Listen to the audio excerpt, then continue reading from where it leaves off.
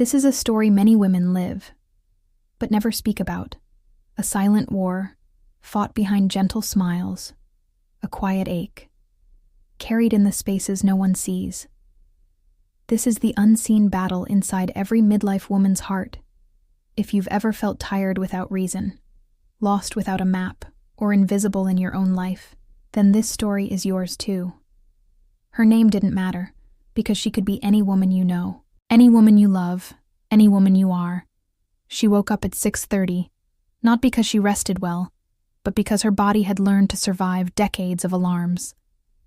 She sat on the edge of her bed and touched the place on the mattress where her husband used to sleep, before he began drifting to the far side, physically there, emotionally elsewhere. She walked into the bathroom, turned on the light and paused, not at her wrinkles, not at the graying hair, not at age, but at the tiredness in her eyes, the tiredness of a woman who has held the world together for too long. She brushed her teeth, put on the same subtle makeup she always wore, and stared for a moment at a woman she didn't fully recognize anymore. Not because she had aged, but because she had slowly disappeared behind responsibilities, behind roles, behind expectations, mother, wife, daughter, employee, helper, support system, emotional caretaker, everything except herself. As she packed breakfast and checked her work messages, she felt it again. That quiet heaviness in her chest, a soft ache like someone had placed a stone on her heart that she could no longer lift. But she didn't cry. Crying required time. Crying required permission. Crying required space. She had none of those. She was too busy holding everyone else up her husband's. Stress, her children's problems, her aging parents' health, her work deadlines, her family's emotional storms. She carried it all, but no one saw it. Because she never showed it, because she thought strength meant silence. One day she came home from work and sat in her car in the driveway. She didn't get out, not for 10 minutes, not for 20. 30 minutes passed, and she was still there. Hands on the steering wheel, keys still in the ignition, her breath shaking, but her face calm. She wasn't having a breakdown. She wasn't falling apart. She was simply empty. She had spent years giving, pouring, fixing, mending, supporting, and there was nothing left inside. That moment, sitting in the quiet of her car, was when she finally felt it. She wasn't living. She was maintaining, performing, surviving. She was the strong one, the dependable one, the wise one, the stable one. But she couldn't remember the last time someone asked, "Are you okay?" Now pause the story, and let's step into the psychology behind her pain, because her sadness wasn't random. Her exhaustion wasn't weakness. Her emptiness wasn't failure. There are real, psychological reasons why midlife becomes the stage where so many women quietly fall apart. Let's break it down. For decades, she played endless roles. Each role demanded a part of her. Each responsibility took space in her mind. And slowly, she lost her own identity behind the identities others needed from her. Psychologists call this self-role diffusion. When your sense of self spreads so thin across so many tasks and people that you no longer know who you are outside of them.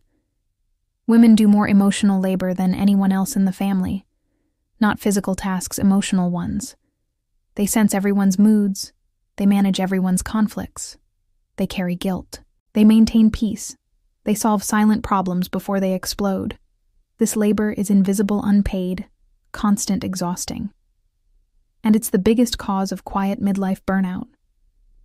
Around midlife, many women feel unseen, not because they changed, but because society changed how it perceives them.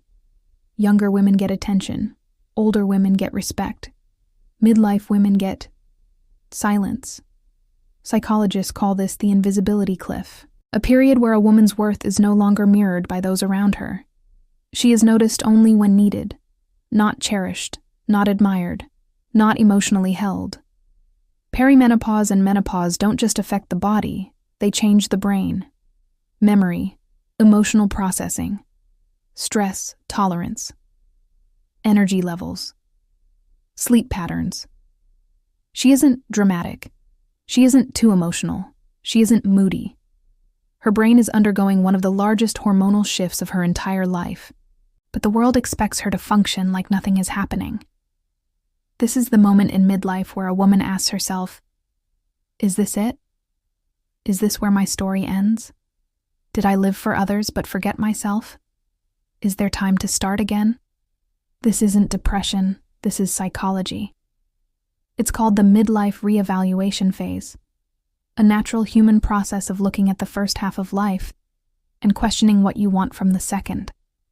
Back in the quiet of her car, she finally did something she had avoided for years. She placed her hand on her chest and whispered, "I'm not okay." Not loudly, not dramatically, just honestly.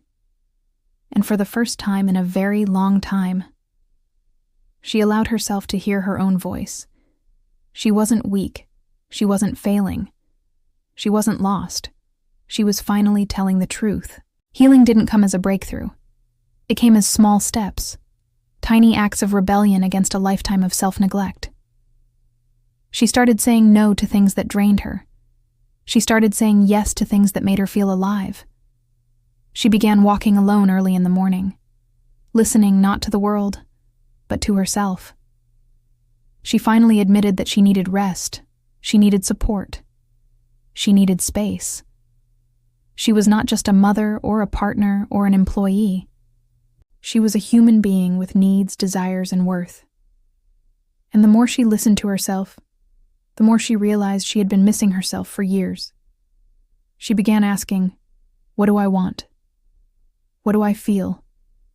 What do I dream of? Identity, once lost, began to return. Slowly, gently, beautifully. She learned that love does not require self-sacrifice to the point of self-destruction. She set boundaries, not to push people away, but to bring herself back. She stopped punishing herself for being tired, for needing help, for being human. Self-compassion became her oxygen.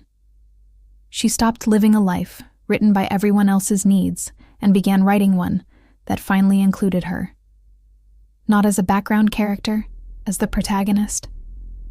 The battle inside her heart was never about others. It was about the years she spent abandoning herself in the name of being strong. And now, she understood something deeply.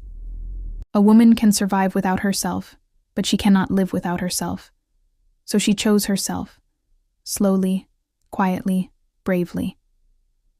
She walked back into her home that night, not as the woman who carried everything, but as a woman, finally learning to carry herself. And maybe this story is yours too. Maybe you've been fighting your unseen battle for far too long. If that's true, then hear this. You are allowed to rest. You are allowed to feel.